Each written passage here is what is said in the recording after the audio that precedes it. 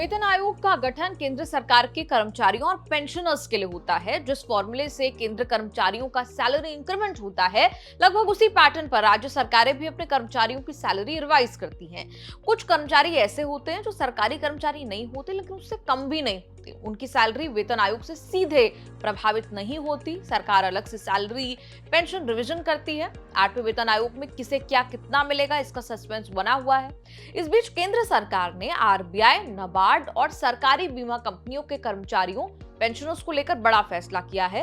इस कैटेगरी के कर्मचारियों को सरकार से मोटा इंक्रीमेंट मिला है। सरकारी जनरल इंश्योरेंस कंपनियां होती हैं national insurance company limited, new India insurance company limited, oriental insurance company limited, United India insurance company limited, general insurance corporation of India, agricultural insurance company limited जैसी कंपनियां। राष्ट्रीय कृषि और ग्रामीण विकास बैंक को नाबार्ड बोलते हैं। आरबीआई के बारे में तो पता ही है, रिजर्व बैंक ऑफ इंडिया। इस फैसले से करीब 46,000 कर्मचारियों, 23,000 पेंशनर्स, 23,000 फैमिली पेंशनर्स को फायदा मिलेगा।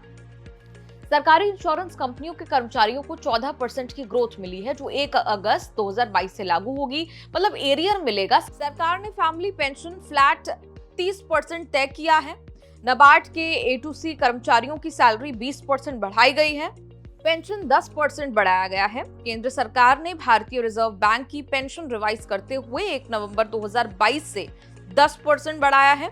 इसे फिटमेंट फैक्टर टाइप से समझें तो 1.43 ग्रोथ की गई है।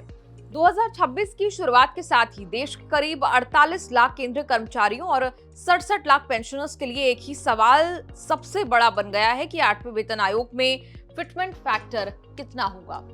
जैसे जैसे बजट 2026 नजदीक आ रहा है, फिटमेंट फैक्टर को लेकर चर्चाएं गलियारों से निकलकर अब सोशल मीडिया और कर्मचारी संगठनों के विरोध प्रदर्शन तक पहुंच गई है।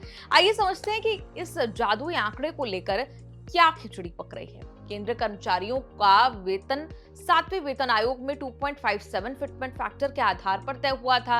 अब 10 साल 2026 की महंगाई और बढ़ते खर्चों को देखते हुए कर्मचारी यूनियनों ने सरकार पर जोर डाला हुआ है कि फिटमेंट फैक्टर 3 से कम नहीं होना चाहिए।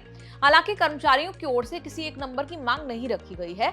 अगले महीने 25 तारीख को तमाम कर्मचारी संगठनों की बड़ी बैठक होनी है, जिसमें सरकार से की जाने वाली मांग की ड्राफ्टिंग तैयार की जाएगी। 25 फरवरी 2026 को नई दिल्ली में एक बैठक बुलाई गई है। कर्मचारी संगठन की ड्राफ्टिंग कमेटी अपनी मांगों के ज्ञापन को अंतिम रूप देगी। इस ज्ञापन को जस्टिस रंजना प्रकाश देसाई की अध्यक्षता वाले 8वें वेतन आयोग को सौंपा जाएगा।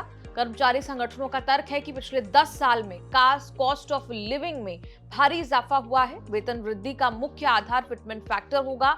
कर्मचारी संगठन इसे बढ़ाकर 3.25 करने की मांग कर रहे हैं। अगर फिटमेंट फैक्टर 2.86 से 3.0 के बीच भी रहा तो मिनिमम बेसिक सैलरी 18,000 से बढ़कर 51,480 तक हो सकती है। पेंशनर्स की मिनिमम सैलरी 9,000 से बढ़कर 27,000 तक पहुंचने का अनुमान है। फिटमेंट फैक्टर 3 हुआ तो ये किसी लॉटरी से कम नहीं होगा। 7वें वेतन आयोग के समय ये फिटमेंट 2.57 था, जिससे बेसिक सैलरी 7,440 रुपए से बढ़कर 18,000 रुपए हो गई थी।